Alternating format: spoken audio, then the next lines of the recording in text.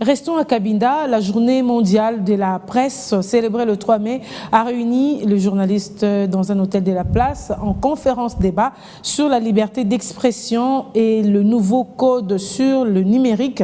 Toutes les catégories des professionnels des médias ont pris part à cette cérémonie.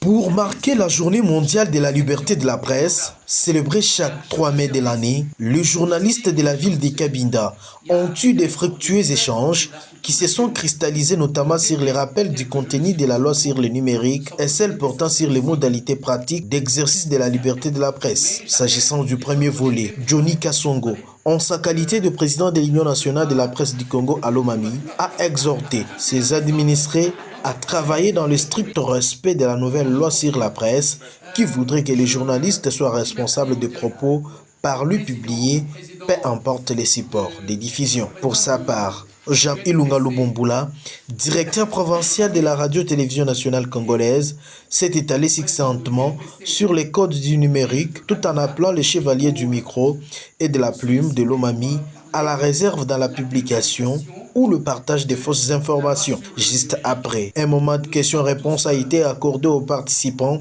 avant d'observer une minute de silence en mémoire de Blaise Mbayou Kabangou, journaliste décédé dernièrement. L'occasion faisant les larrons, Damien Tumbaou Tuntumba, représentant du ministre des Communications, a appelé les journalistes au travail impartial avant de procéder à la clôture officielle de la manifestation.